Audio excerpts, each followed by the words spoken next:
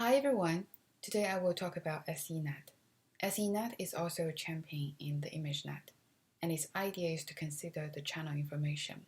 We usually consider all channels the same, whereas SENet as a channel attention. I have a feature map, and its dimension is C times H times W, and it goes through a global average pooling, and its dimension becomes C times 1, and then it goes through two FC layers. First, it reduces the channels, and then the second one increases the channels. Then it goes through a sigmoid to get a C times 1 attention map. And then we get the dot product of the original feature map and the attention map. It means that each channel has a different weight, which decides which channel is more important or less important. And this attention is learned by the network itself. So the value of SENet is that it proposes the channel attention idea. It holds the idea that each channel's information is not equally important. The network should decide which channels are more important. An SE module can be combined with any other network such as ResNet, VGGNet, Inception. Usually the network has only one path, like this one. And now you only need to add another branch to learn the channel attention. It's super easy to apply, and this is one of the pros of SENet. Here is the code of SE module. So it first has a global average pooling, and then for this FC, it has one fully connected layer, and the channel will be divided by reduction, which is usually 16, and then it goes through a ReLU, and then another FC layer, which now the channel is the original channel, and then it goes through a sigmoid. And for the forward function, it's also pretty straightforward.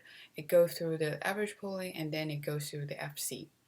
And then for if I want to add SE module to ResNet, it's also pretty straightforward.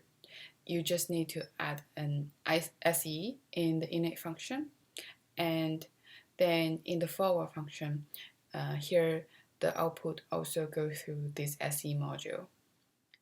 Pretty easy, right? And now, in conclusion, year by year, we have more and more networks that we can use. The history on ImageNet is like this. In the year of 2010, it's still using a traditional neural network, and it had 28.5% error rate. And then in the year of 2012, AlexNet achieved a big boost on ImageNet. The error rate is only 16.4. And then in the year of 2013, it has ZFNet, 14 BGG, 15 GoogleNet, and Inception v2, 16 ResNet, Inception v4, and 17 ResNext, and 17 SENet. This is the history of the deep neural networks on ImageNet. And here is another comparison chart. We should not only pay attention to a network's accuracy, but also put emphasis on its flops and the size of network. Usually, the more top left, the better. It means that the accuracy is high, but the flop is relatively small, and the network size is small. It's hard to achieve both, but in general, in this area, the models are fairly good. So Google networks and also ResNet series, they are pretty good. But this chart is a bit old. If it has DenseNet and also SENet, those two networks should also be on the top left.